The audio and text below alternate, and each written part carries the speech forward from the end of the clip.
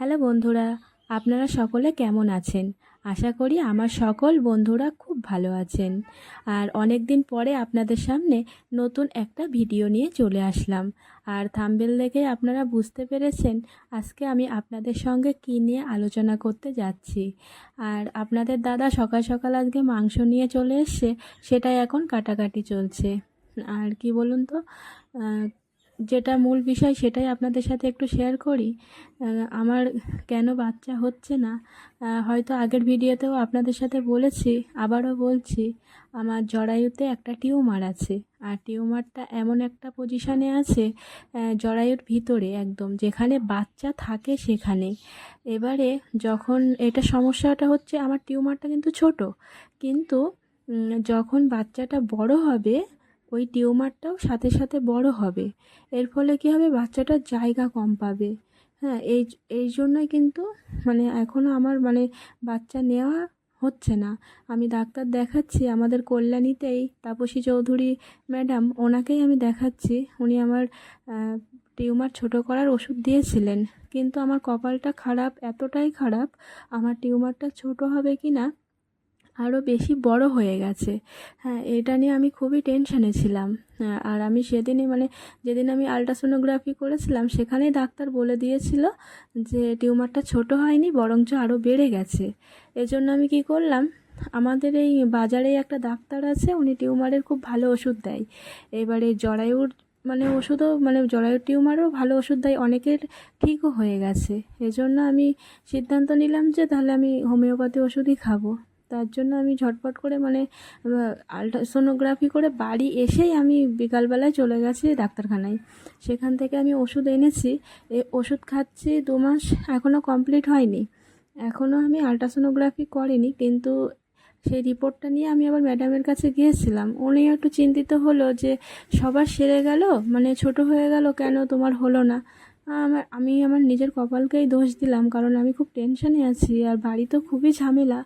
আর এখন তো একটা ইস্যু, সবাই যেটা বলে, বাচ্চা হচ্ছে না, বাচ্চা হবে না, এরকম ধরনের কথা। তার যে যা বলে বলুক, লোকের কথায় কান দিয়ে তো কাজ নেই, আমার চিকিৎসাটা আমার চালিয়ে যেতে হবে। হ্যাঁ, এবার লোকের কথা বললাম বলে, বাড়ির ঝামেলার কথা বললাম বলে আপনারা কিছু খারাপ ভাববেন না, কারণ এটা হয়ে থাকে, কিছু কিছু বাড়ি হয়ে থাকে। তবে লোকের কথায় কান দিলে চলবে না। এবারে ম্যাডাম আমাকে বলেছে যে এইচএসজি বলে একটা রিপোর্ট আছে, সেটা করতে। এবারে সেটা নাকি করাটা খুবই যন্ত্রণাদায়ক, অনেক দিন রেস্টেও থাকতে হয়, যেহেতু বাড়িতে কেউ নেই। আর আমাদের ধান উঠেছে, ধান সিদ্ধ করতে হবে। এবারে ওই জন্যই আমি ওই রিপোর্টটা এখনও করতে পারিনি। এবারে দেখি আমি এইবারেই করে নেব। আর আপনাদের যদি কারো এই ধরনের এক্সপিরিয়েন্স থাকে অবশ্যই জানাবেন আমার। আর আপনারা আমি মন থেকেই চাই এরকম সমস্যায় যেন কেউ না পড়ে। আর এখন বেশিরভাগই এই সমস্যাটায় ভুগছে মানুষ, বেশিরভাগ মেয়েদেরই জরায়ুর টিউমার। এই জন্য অনেকেরই কনসিভ করতে পারছে না, অনেকে চিকিৎসা করছে, ঠিক হয়ে যাচ্ছে, এরকম আছে। আর আপনাদের যদি কারো কোনো রকম কিছু জানা থাকে কি করলে টিউমারটা তাড়াতাড়ি ছোট হয়ে যাবে, অবশ্যই কিন্তু আমাকে কমেন্ট করে জানাবেন। আর কি বলুন তো, আমরা তো গ্রামের মেয়ে, শিক্ষিত যথেষ্ট, কিন্তু মানুষের কথা না, এক কথা বারবার শুনতে শুনতে না মনটা ছোট হয়ে যায়। হ্যাঁ, এজন্যই অনেকটা আমি ভেঙে পড়েছিলাম। অনেকে নানান কথা বলে, আর নিজেদের টেনশান সবথেকে বড় কথা। একটা জীবনের ভাইটাল পয়েন্ট হচ্ছে বাচ্চা হওয়াটা। সেটা যদি আসতে লেট হয়, কিংবা বলেই দেয় যে আপনার অপারেশন করতে হবে, আমার কিন্তু অপারেশনের কথা বলেছিল, কিন্তু ম্যাডাম বলছে টিউমারটা এতটা ছোট, যদি অপারেশন করা হয় তাহলে হয়তো কোনো কিছু ওখানে কেটে গেল, কিংবা ব্লিডিং শুরু হয়ে গেল, তাহলে কিন্তু জরায়ুটাই বাদ দিতে হবে।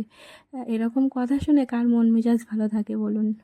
আর এই দেখুন, আপনাদের সাথে কথা বলতে বলতে পা দুটো আমি পরিষ্কার করে নিয়েছি, এবার চামড়াটা ভালোভাবে পরিষ্কার করে নেব। আর আমার সবথেকে দুর্ভাগ্যর বিষয় হচ্ছে, আমার বিয়ে হয়েছে 7 বছরে পড়লো। আমার শ্বশুর শাশুড়ি দুজনাই আগে মারা গেছে, একই বছরে মারা গেল, এই বছরেই মারা গেছে। আপনাদের সাথে আগেও বলেছি, তাদের অনেক শখ ছিল যে তারা নাতি হোক বা নাতনি হোক দেখে যাবে, কিন্তু পারলো না, হয়তো তাদের কপালে নেই, ওর জন্য পারলো না। একটা দুঃখ থেকেই যায়। আর আপনাদের দাদাও খুব চিন্তিত কিভাবে মানে কি করলে কি হবে। একদিনও ওষুধ খাওয়া মানে বন্ধ করলে মানে খুবই রাগ করে। আর মানে মাঝে মাঝে হয়েও যায়, কাজে যেতে হয়, যেহেতু আমি পঞ্চায়েতে একটা কাজ করি, আপনাদের সাথে আগেই বলেছি। আর কি বলুন তো, যেটা নসিবে আছে, যেটা ভাগ্যে আছে, সেটা আমাদের মানতে হবে। তবে সবাই আমার জন্য একটু দোয়া করবেন, যাতে আমি তাড়াতাড়ি মা হতে পারি আর আপনাদের সাথে সমস্ত বিষয় শেয়ার করতে পারি। আর অবশ্যই কিন্তু আপনারা আমার পাশে থাকবেন। আর এই দেখুন, আপনাদের সাথে কথা বলতে বলতে আমার রান্নাটাও কিন্তু অনেকটা এগিয়ে এসেছে। মশলা এখানে কষিয়ে নিয়েছি। আমি কিন্তু বেশিরভাগ রান্না মশলা কষিয়েই করি, খেতে একটু ভালো লাগে। আর এই ধরনের তেল মশলা খাওয়া কিন্তু আমার নিষেধ, তবু আপনাদের দাদার জন্য করতে হয়। মাংস রান্না তো একটু তেল মশলা না দিলে ভালো লাগে না। আমি কিন্তু বেশি খাই না, অল্প 2-1 পিস খেয়ে ছেড়ে দিই, কারণ বেশি খেলে তো হবে না। মানে খাওয়ার মানে আমার অনেকটা নিষেধ আছে। আর রেড মিট, অনেকে বলে যে রেড মিট খেলে সমস্যা হয়, কিন্তু না, পোলট্রির মাংসও সমস্যা হয়, কারণ নানান রকম ভ্যাকসিন দিয়ে কিন্তু এই মুরগি বড় করা হয়। এজন্য মানে পোলট্রির মুরগিও কিন্তু অনেক রকম সমস্যা হয়, টিউমারটা কিন্তু বড় করে দেয়, অনেক ডাক্তারে বলে। তা বন্ধুরা, আজকে আপনাদের সাথে অনেক কিছু শেয়ার করলাম। অবশ্যই কমেন্ট করে জানাবেন কেমন হলো ভিডিওটা। আর আজকে এই পর্যন্তই, ধন্যবাদ।